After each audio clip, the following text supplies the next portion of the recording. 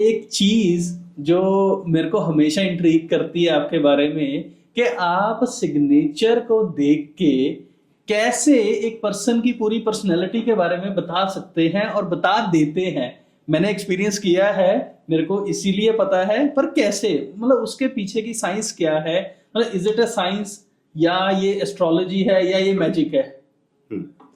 तो अभिषेक, तुम्हारा पॉइंट बिल्कुल वैलिड है और इस सब्जेक्ट को लेके बहुत सारी एप्रीहेंशंस आती हैं और लोगों को लगता है कि ये एस्ट्रोलॉजी से लिंक है, कैसे कोई बता सकता है, या लोग मेरे से पूछते हैं मेरे फ्यूचर के बारे में बताओ।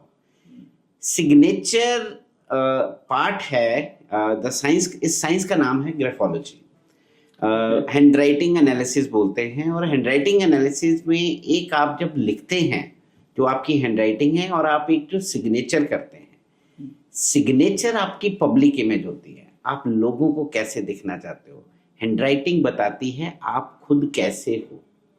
ठीक। ये दोनों पार्ट होते हैं। आजकल लोग बोलते हैं कि आज हम करंट टाइम में डिजिटल वर्ल्ड में आगे, हमें लिखा नहीं जाता। अब कोई मेरे से पूछता है इस सब्जेक्ट के बारे में, तो मैं बोलता हूँ कि अच्छा एक काम करते हैं, एक साइन तो आप कर ही सकते हो, आप that is the easiest thing which you can do. Absolutely. तो जैसे ही कोई साइन करता है, and then I speak about कि आप लोगों को इस तरह से दिखना चाहते हो। There are 700 million people on this earth, और कोई सिग्नेचर किसी को सिखाता नहीं है। हम लोग अपने नोटबुक पे क्लास 6-7 ऑनवर्ड अपने सिग्नेचर करते हैं। और मेरे लिए सिग्नेचर, जैसे मेरे सामने कोई सिग्नेचर, कोई पर्सन खड़ा है या कोई मेरे को स्क्रीन पे भी दिखा है, आई विल टॉकिंग अबाउट कि आपके ये पर्सनैलिटी ट्रेट है, आप इंटेलेक्चुअल हैं, आप बहुत मिलनसार लग रहे हैं, आप जेनरस हैं, आप एम्बिशियस हैं, आप इंडिपेंडेंट हैं, आपके लिए फैमिली वैल्यूज बहुत इंपॉर्टेंट है, आपका एनर्जी ड्राइव बहुत अच्छा आ रहा है, आप तो लोगों को बताते ही नहीं है अपने बारे में, you are very secretive about, you are very hard on yourself. लोग कहते हैं ऐसे कैसे हो सकते हैं, मैंने 3 वर्ड लिखे हैं, आपने 6 ट्रेड्स बता दिए। और मैं कहता हूँ कि कोई बात नहीं, आप मेरे को सिर्फ ये बताइए कि आप ऐसे हो कि नहीं हो।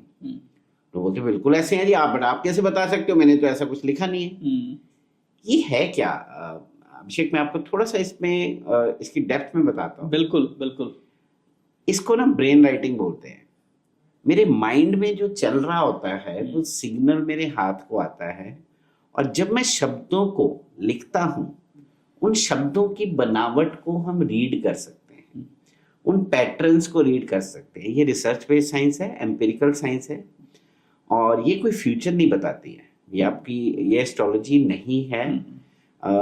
लोग बोलते हैं कि मेरी हैंड राइटिंग गंदी है। बहुत फ्रीक्वेंटली क्वेश्चन आता है कि मेरी तो हैंड राइटिंग साफ नहीं है, मेरी हैंड राइटिंग चेंज होती रहती है। आपके माइंड में भी आएगा ये मेरा सवाल। ये क्वेश्चन था कि मैं तो, अगर मैं ऑफिस में बैठा हूँ मैं अलग तरीके से लिखता हूँ, घर पे बैठा हूँ अलग तरीके से लिखता हूँ, अगर मैं किसी कैफे में बैठ के लिख रहा तो मेरी हैंड राइटिंग बिल्कुल डिफरेंट आती है। तो just for the introduction, for the knowledge of the audience also, जब हम लिखते हैं ना मेरे माइंड में, एंड हम लोग एक बात मानते हैं, वट एवर वी आर, हम लोग जो भी आज जिस शख्सियत में भी हैं, we are a result of past journey, belief, experience, nature, value which we got from our family. Absolutely. और हम ये बोलते हैं कि हमारी जो शख्सियत का विकास है, वो the day we are conceived, तब से ये शुरू हो जाता है, और it keep on going. It's a part of psychology for sure, this graphology is a part of psychology. और हमारा शुरू से बिल्टअप कैसा होता है, मेरे को कैसा टच मिला है शुरू से, पेरेंट साइड से, मदर साइड से, कहीं मेरे बचपन में कोई ऐसे इंप्रेशन तो नहीं है, ये धीरे धीरे हैंड राइटिंग में रीड होने शुरू हो जाते हैं। इतना पावरफुल सब्जेक्ट है अभिषेक कि 400 plus type of psychology test एक तरफ है। आज साइकोलॉजी टेस्ट जो मल्टीपल साइकोमेट्रिक टेस्ट आते हैं, हालांकि मैं भी यूज करता हूँ उसको एज ए टूल, वहां पे कुछ ना कुछ लिमिटेशंस आ जाती हैं।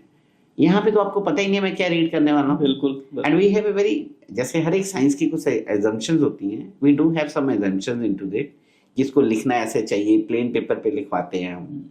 अब आपका माइंड में आपको पता ही नहीं मैं क्या रीड करूंगा, आपका हैंड राइटिंग का साइज क्या है, आप लेफ्ट मार्जिन कैसे रख रहे हो, आप राइट मार्जिन कैसे रखते हो, आपके लूप्स कैसे बनते हैं, आपकी लेटर्स ऊपर नीचे जा रहे हैं, स्पेड जा रहे हैं।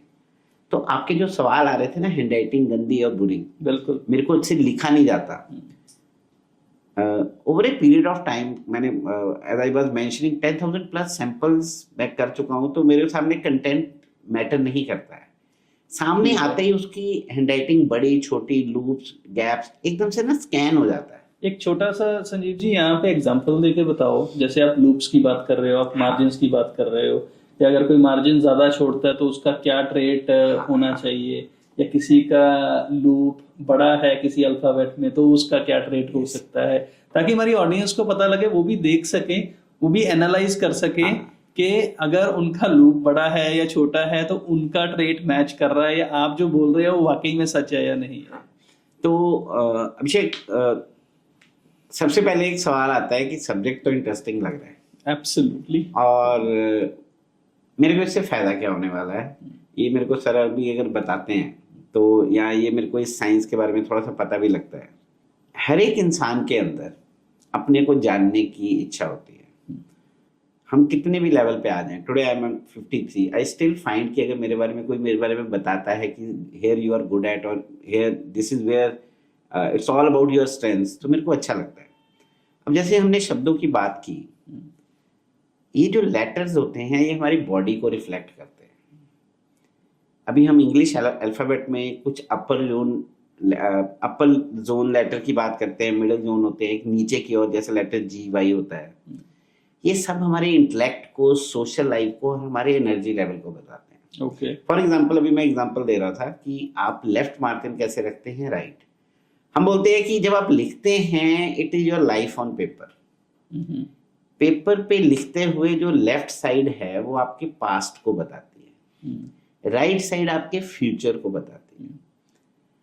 हमें शुरू से जब से हमने लिखना शुरू किया है तो हमें लेफ्ट साइड में, इफ यू रिमेम्बर अभिषेक, हमारी नोटबुक्स होती थी, उसका लेफ्ट मार्जिन होता था, बिल्कुल, तो हम लोग उस मार्जिन के ऊपर लिखना शुरू करते थे। अब मैं आपको ये इतना लॉजिकल सब्जेक्ट है ना, मैं किसी भी ट्रेड पे बोलूंगा ना, आप बताना, आप मेरे से पूछोगे ये लेटर कैसे हुआ। For example coming back, we have been asked to stay on to that left margin, कि आपने ये करना है। इट मींस हमारा शुरू से we are wired in a way कि एक डिसिप्लिन को फॉलो करना है, राइट।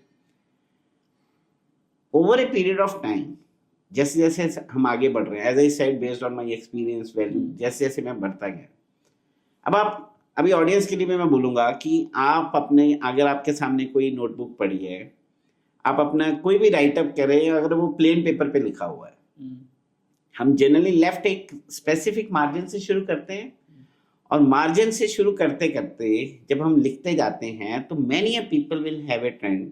होता क्या है, बेसिक रूल ये है कि हम प्लेन पेपर पे लिखना होता है हमें। आप लिखना शुरू करते हैं, कुछ लोग तो बिल्कुल स्ट्रेट आएंगे, they will be coming straight. कुछ लोग चलते चलते उनका लेफ्ट मार्जिन बढ़ना शुरू हो जाता है, okay. कुछ लोग जिगजैग में आएंगे, कुछ लोग इधर जाएंगे फिर एंड में वापस आ जाएंगे। ये सब का मतलब है, एक, it speaks about your discipline, okay. Second, as I said, it is past, ये आपकी पास्ट मेमोरीज के साथ लिंक है, आप कितना बेस के साथ कनेक्ट है।